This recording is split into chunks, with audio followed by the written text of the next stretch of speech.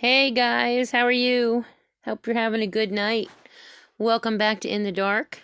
I am going to continue some of this talks on Ted Gunderson. And before I begin that part, the first part of my podcast, I had some things I wanted to tell you guys. First of all, I went to the doctor's today. This is mind blowing, but I had to share this. So I get in there and he takes an x-ray. It was 2 days ago. I broke my toe. Okay. I get into the doctor's office and it was really funny because I get back to the office and the nurse is like asking me what happened. And I go through the whole thing, about, the ungodly pain, how it was the worst thing I've ever felt in my life. And all of a sudden I prayed, I sat down and I prayed. And all of a sudden, like I could literally, I could with almost like my third eye could see like this uh shadow hand. It was like a hand, but it was like in shadow kind of that it kind of reached into my foot and like it scooped something out, and I could see this in my mind and almost like, physically see it looking at my foot, but like it wasn't, like it wasn't physical. So I was telling her about this and she was her mind was just blown. She was like, that's wild. And she said, she was a Christian and that she believed me, and so the doctor comes in. Well, they sent me to x-ray, and then the doctor comes in after the x-ray comes in, and he's looking at this x-ray and he says, I don't understand this. He said, he asked me if my foot was dislocated, like if when this happened that not my foot, my toe, if it was like, sticking out.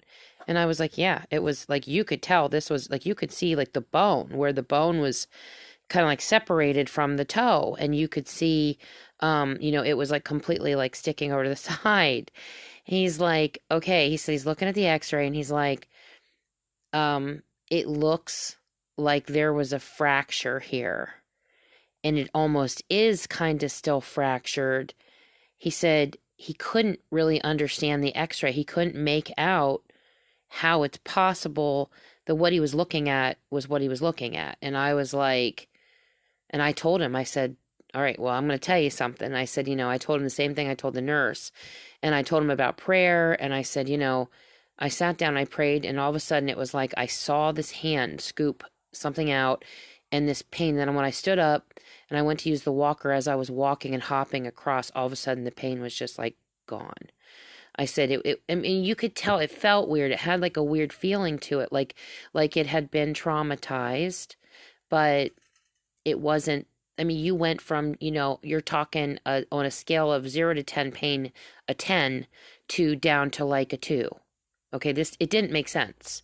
And so he sat down, he looked at me, he was sitting on the chair and he said, he goes, I'm a Christian. He said, and I believe you. He was like this, he said, I honestly think you might have had like a healing from God with this. And I was like, I really believe I did.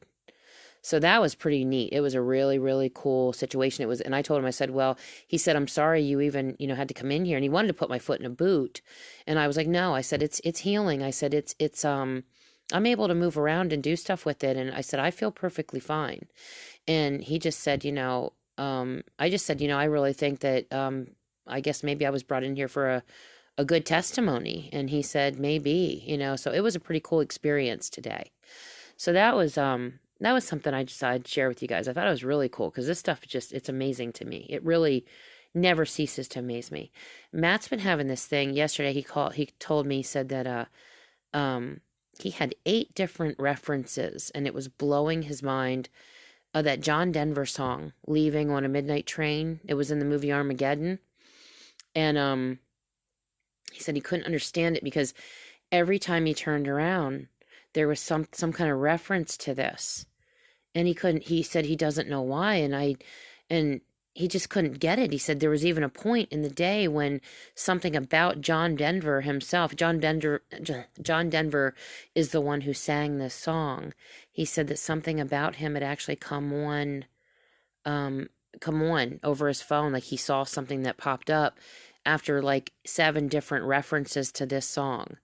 And it kind of freaked me out because there's been so many things coming up about, the rapture or the gathering up. A lot of people don't like the term rapture because they don't want to hear, or they don't like the fact that the word rapture is not in the Bible. But the term for, the gathering up of people is, and people have just, we've named it the rapture. But I just told him, I said, maybe God's trying to send you a sign that, he's planning on coming and like leaving on a midnight train or midnight plane or whatever. I was like, that's kind of wild, that that this song keeps playing over and over in your head, or you were getting like radio references to it. Things were popping up on his phone. This was like all day. He said it was like 8 different references to it. He said it really, it freaked him out because he was like, what is going on? And then he was listening to something last night on George Norrie. We both love George Norrie. George Norrie's got an incredible show. I mean, it's just amazing. That is such a great show. But I had said something yesterday to you guys about JFK, how I thought, or the other day, that JFK was such a great president. And I've never liked JFK. I got to be honest with you. I do not like JFK at all because he was a womanizer. And if there is one thing I cannot stand, it's people that cheat on their wives or husbands. I loathe that entirely. I hate it. I know we can get in bad relationships, and that makes us want to, I mean, I can understand if somebody's planning on leaving somebody. If they're really planning on leaving somebody and starting a new life, it's like, then that's one thing. But if you're like in a relationship and you're making that person believe that you love them and you're with them and everything's great between you and you're sneaking around, sleeping around on somebody, boy, do I have a problem with this. I mean, I just lose all respect for people. As soon as I hear that anybody does that, every ounce of respect I had for them is just out the door. And I've always felt that way about JFK. I was like, yeah, he might have been a decent president, but he, as far as a human being, he was trash, I mean, the stuff he did, like him and Bobby, and, it just, I mean, how do you trade being a good human being in one end of your life and then being just complete, garbage on the other? And I don't understand why people are with somebody if they're going to cheat on them. If you're going to cheat, then don't be in a relationship. It's that simple. Don't do to somebody what you don't want done to you. That's the bottom line. That comes with anything in life. It doesn't matter what it is. You don't know what people are going through, what kind of day they have, what kind of life they're having, what kind of struggles they're having. And every interaction you have with somebody could mean whether somebody commits suicide, or they just keep passing along those vibes to somebody else who then passes it along to somebody else. And then it goes down the line. So it's so important that we learn to treat each other properly and that we treat each other with kindness and just, stop falling into all this hatred and anger and war and, hating people for their political views and, hating somebody for their religious views. And, my God, it's just like, we're all the same. We're people and we're all struggling through life. And, we should be lifting each other up and helping each other, not trying to tear each other down. So, but I just, I just thought it was odd that he said that he was watching George Norrie last night, and this thing came on about JFK, that they were talking about how JFK, they think that the mob actually was who murdered him, that that Marilyn Monroe was killed by JFK's dad, who had mob ties, and then something happened where they got pissed, they got mad. JFK, or Bobby, got mad, went after the mob, who then in turn killed JFK, and then that removed Bobby from being the attorney general, and then he was going to run for office and they weren't having it, so they killed him. And I was like, that sounds good, and that could have been very well have been what happened, but there's a lot of talk about, this whole thing was set up. Like there's even the Mandela effect, and I don't even know if you guys know about that stuff either. The Mandela effect is just, it's wild what's going on with that stuff. It was something where they think Cern, when they were messing around with Cern, which is that hadron collider? Hadron collider? I can't remember if I'm pronouncing it right, but they, hadron collider, something like that. They were trying to tap into different realms, and they were trying to bring out like these crazy scientists, mad scientists. They look like they're whack jobs, are in there messing around with this. It's basically a portal. It's a gateway to other dimensions is what CERN is. And they were in there messing around with it, and they think they altered our reality somehow. And they said that the one thing that they had brought, what initially had set them off to believe that they had altered our reality was that they remembered that Nelson Mandela had died, and then suddenly he was alive again. And so then they started realizing that things had changed. Like there was all these things that weren't the same. Like, say if you're watching Scooby-Doo, how maybe like, Thelma's scarf was different. And I'm just giving you examples. I mean, there are just thousands and thousands of cases of things that they were just changed. They were either removed, things that were said in movies, like lines in movies that were really popular that everybody knew. Like there's half the population that remembers it one way and the other half of the population that remembers it a completely different way. So they believe that they've altered people's realities, and only some people remember how it actually really was, and other people have been completely altered where it erased all memory of it. And this is real. I mean, I've experienced it with lots of things where Matt would say something to me and we would be like, yeah, that's how that was. And then we looked back at a movie and it's gone.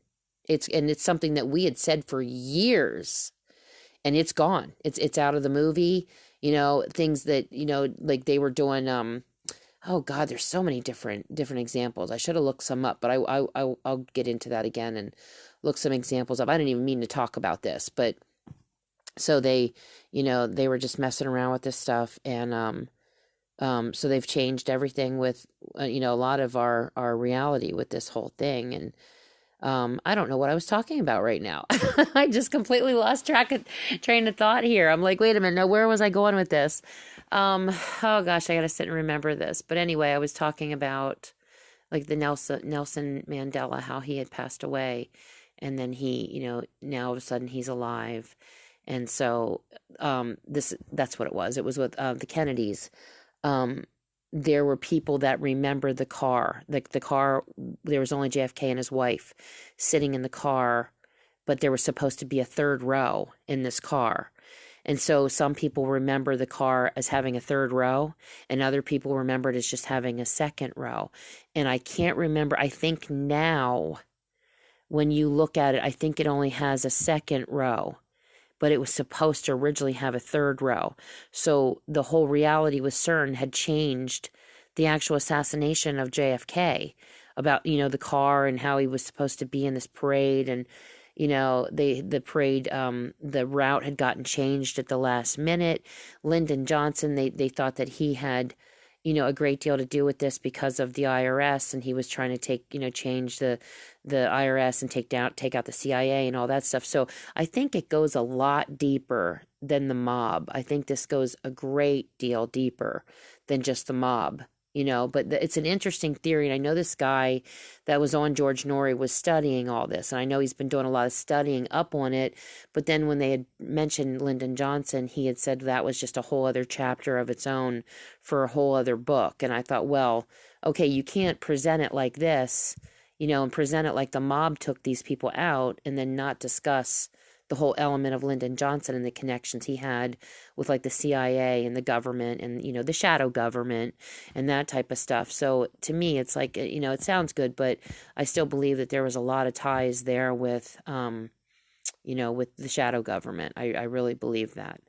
So, but you guys should check into that CERN stuff. Like you would be amazed. Like there's a lot of examples. If you type it in online and you get on there and you start typing in all the altered reality examples of CERN, it'll pull up lists of stuff, and it's going to blow your mind at some of the stuff that you can find that you remember that's completely altered now, and it was there.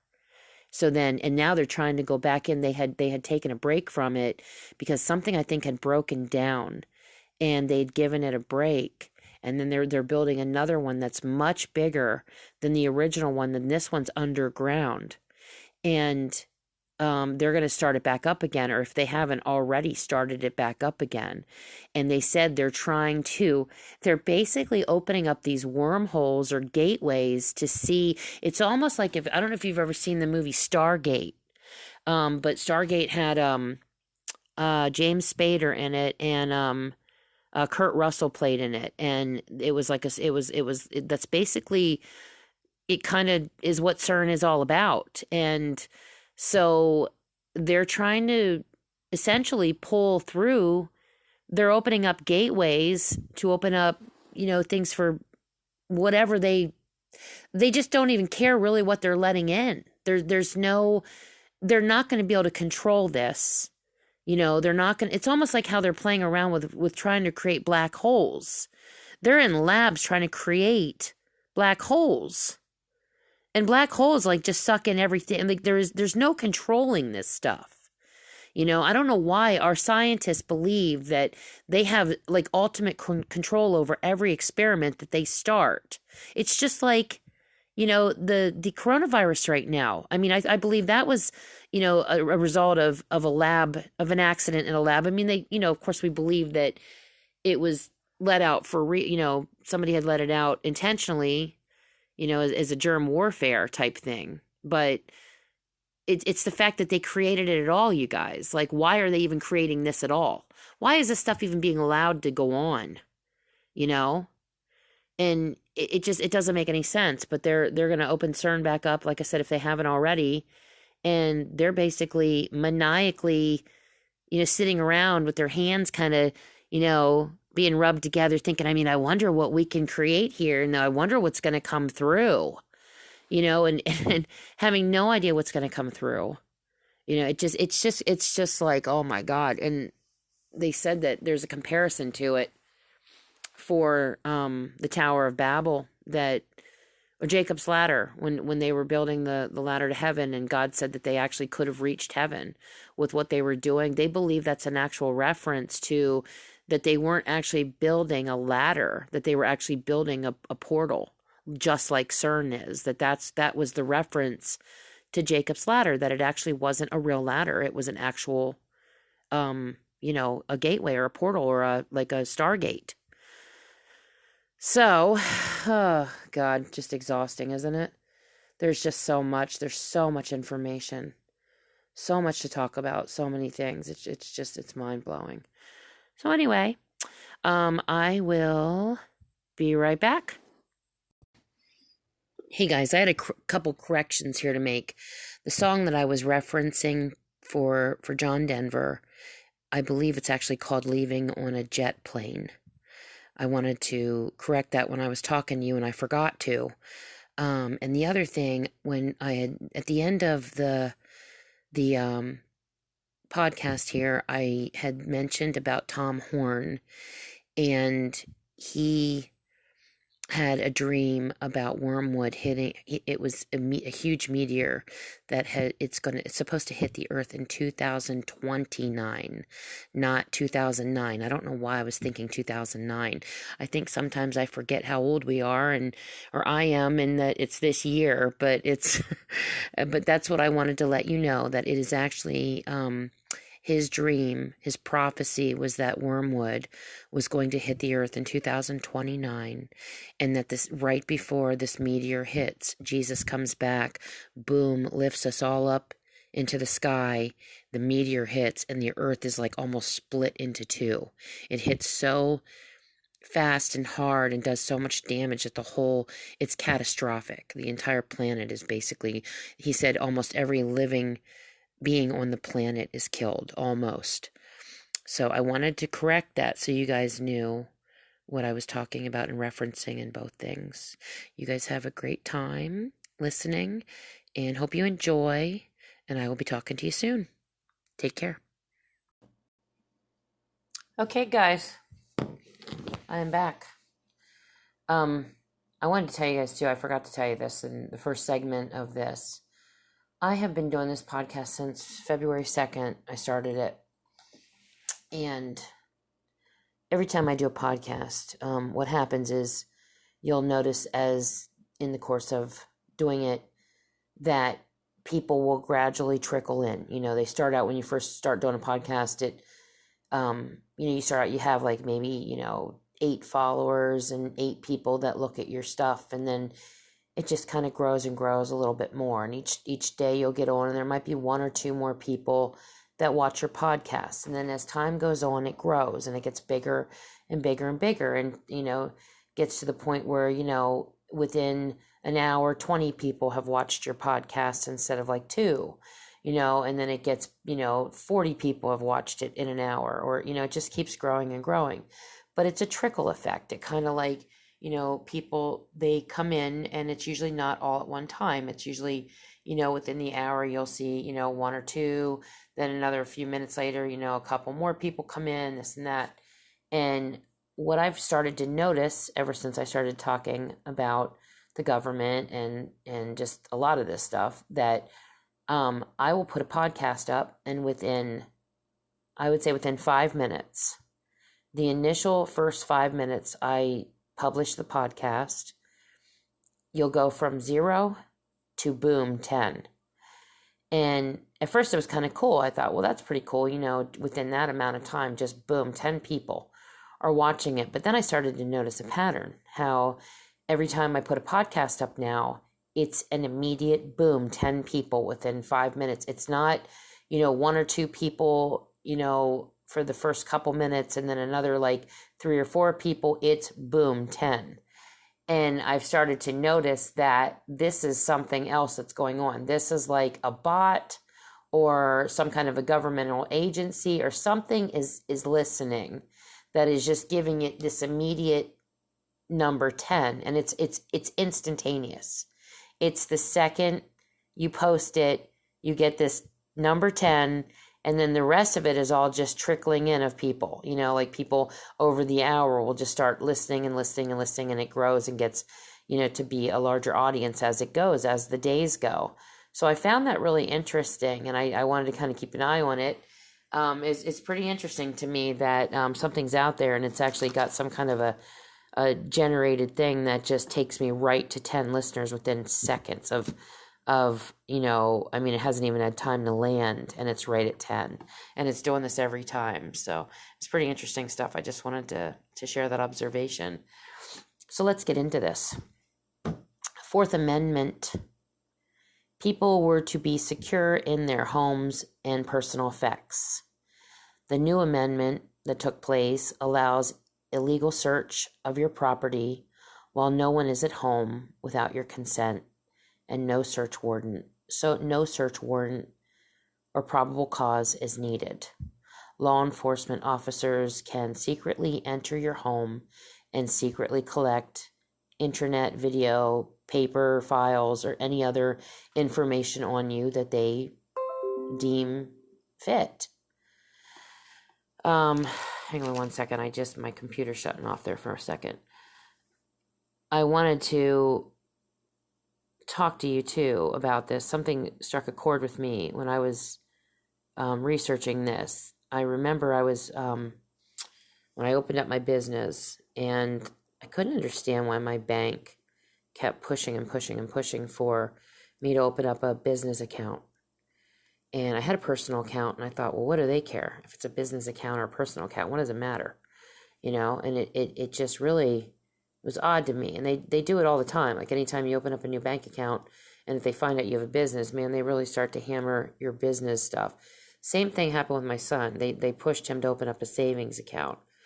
Well, later on, when he did his taxes, he found out that when he had opened up the savings account, they did not inform him that the taxes, the IRS stepped in, and they took over, or he had to pay it was I don't know, like a couple $100 on his savings account in taxes. So that's one thing. The business account, there were multiple cases of people that owned businesses like restaurants, small businesses, small business owners that had $5,000-$10,000 in their account. The government came in, and because it was a business account, they seized all the funds, and they kept them, and they said that they were auditing them. And if their audit wasn't right on, they kept the funds. And in some cases, the people just never got their money back. They said the government took their money for their business, and even though they produced all of the paperwork, they kept it. They couldn't get their money back. be careful with the business accounts, because our federal government does a lot of shady stuff to people. And one of them has to do with business accounts. The other one has to do with savings accounts that my son had to pay taxes on. That was unreal. So needless to say, he closed down a savings account.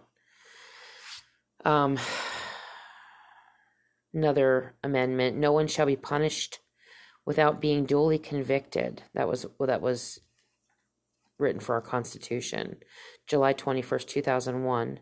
Both the House and the Senate voted to extend the Patriot Act. They did this without ever going back in and reading it. Even after the fact, after, they had all this time, they initially hadn't read it, and then all this stuff went down, and they actually voted to extend it, and they never even read it, even up until that point. It broadened its scope and made most of the acts permanent. Most of the acts that they extended were made permanent. So it took 262 Republicans, 77 Democrats to outright kill the Bill of Rights. For those familiar with executive orders, and those who aren't even, executive orders were designed years and years ago for instructions to departmental heads within the government. They were designed for instructions, but presidents have taken advantage of it and signed executive orders against us, the citizens, people walking around every day in the streets. There are a number of executive orders in place today. So with the culmination of the Patriot Act and these executive orders, we are now living in a fascist government. We're in Nazi Germany, and we don't even realize it. We don't realize what's truly been done here. We're in Nazi Germany reborn. Think Facebook, YouTube, these channels that are telling us what we're allowed to put on there, what we're not allowed to put on there. I remember I posted up a YouTube video that had my son on it, and I got a notice that they had gone into my YouTube and said that, it wasn't appropriate. It was perfectly appropriate, and there was no reason to take it down, but I wasn't allowed to have it up there. Same thing with Facebook. I don't know how many people have been kicked off of Facebook because of their political views, off of Twitter because of their political views. Why is one political view okay and the other one isn't? Who's making these decisions to tell us what we are and are not allowed to feel or think or believe in or express?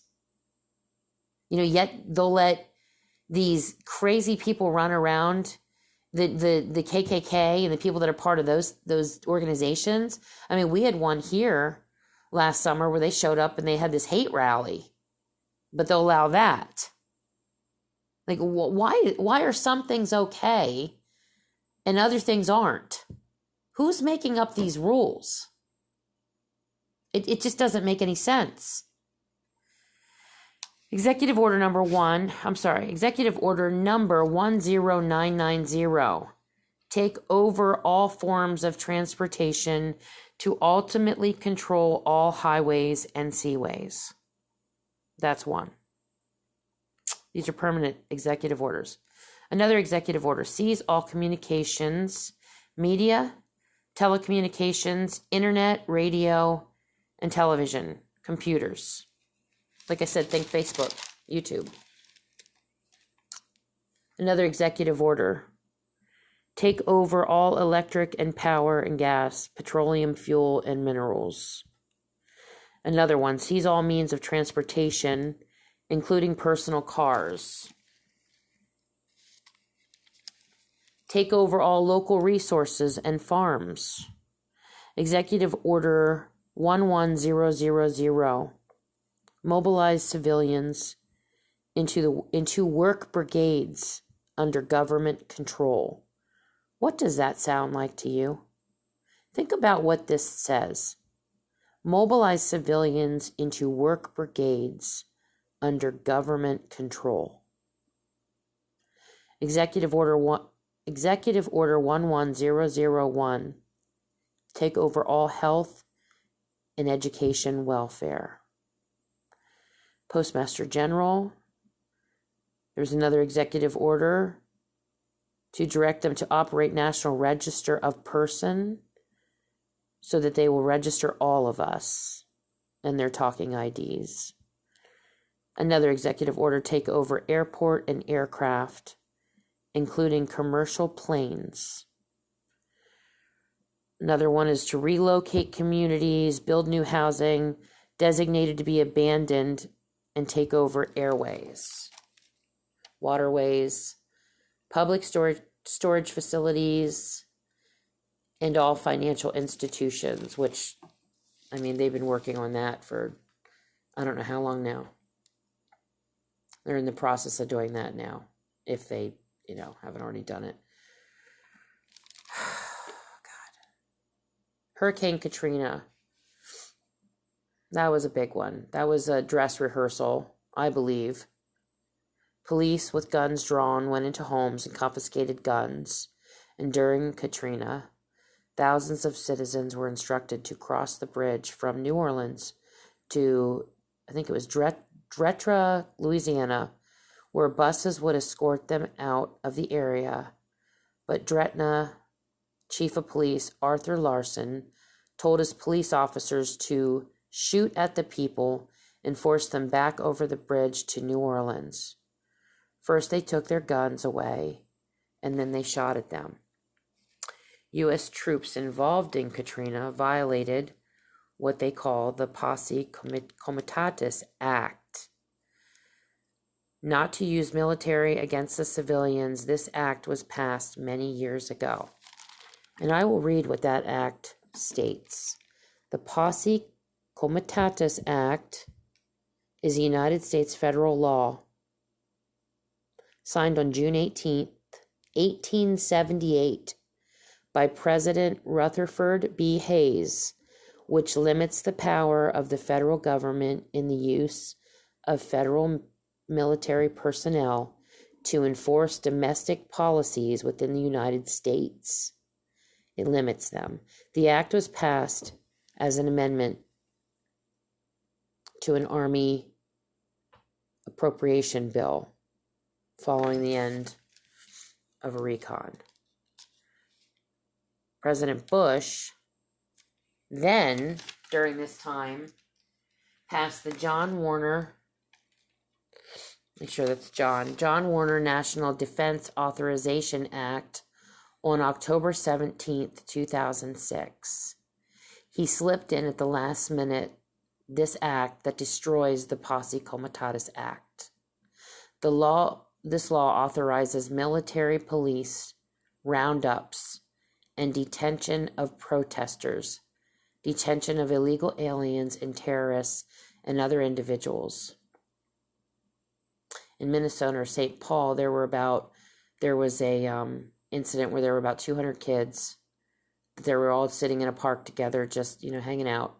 Police came in and arrested all of them. They had railroad cars that Gunderson had seen. He had actually seen them himself. They had, in these cars, there were long benches. They were like metal benches with shackles on the ends at the bottom for the feet. There have been reports of guillotines that are being transported across the United States in trucks. The truckers have reported them.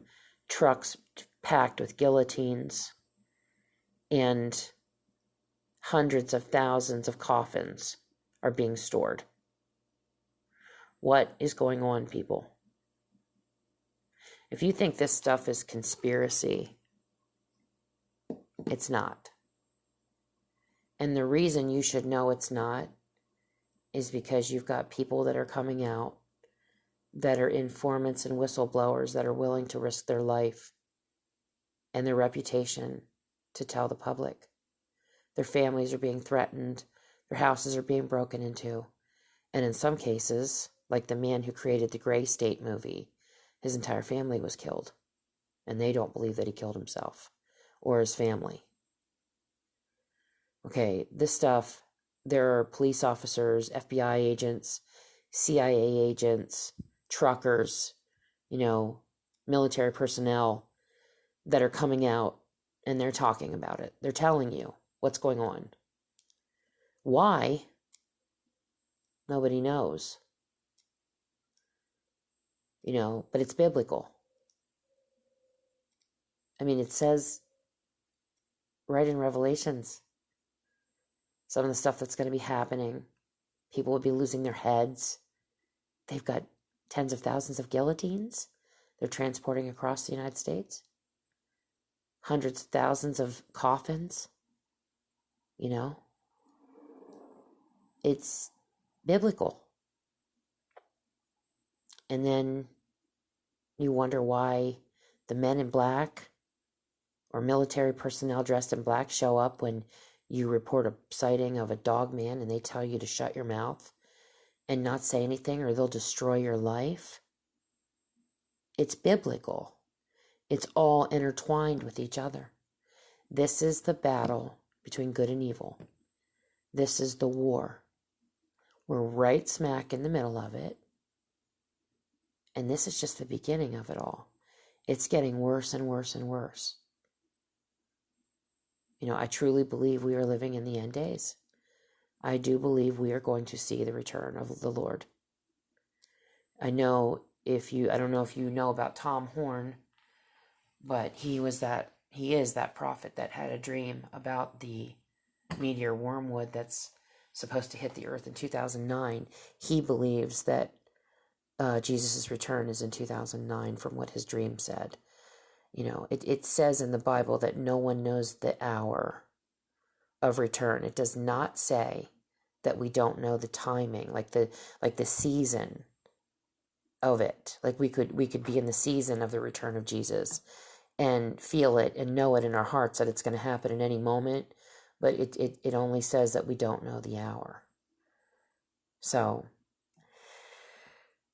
I will continue on. I've got probably about maybe another half an hour worth of just this section of some of the things I wanted to talk to you about with this. And then I'm going to get into a whole other spectrum of the children that are abducted and being kept in underground bases. The whole pedophilia ring, child sacrificing, all that stuff. It's all there. And like I said, God wanted me to go back to the beginning. And this is where I started. I started with, the music industry.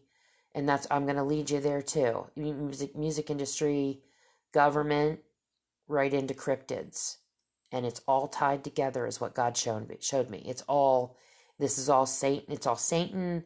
It's the war. It's all kind of bleeding into everything, one another. I mean, you have to, why are they passing these acts, guys? Think of the wording of what I just read to you. Really listen to these executive orders. Why in God's name are these executive orders being secretively passed through or sneakily passed through? That Bush family, they have done so much damage to this country. So much damage. And you see Bush standing with Clinton, standing with Obama. It's crazy. There's no Democrat, Republican Party.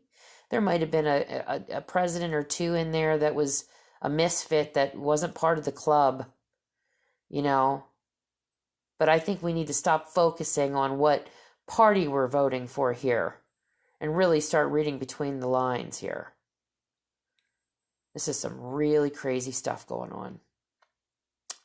You guys have a fantastic night. I will be back. I'll try to do the other podcast tomorrow or the next day so I can wrap that part of it up because I do want to have Robin on soon. Matt is coming on, Robin's coming on, and Brett's coming on. I have 3 people lined up here, but I want to get this government stuff. I want to get this out there first, and then I'm going to have them on, and then I'm going to get into the other aspect of all this too. There's a bunch of it. This is a tunnel that goes. You just can't even imagine how deep this goes. Okay, so hold on to your hats. I shall return. I will talk to you guys in the next day or two. Have a great night. God bless you. Take care. Say your prayers and be safe.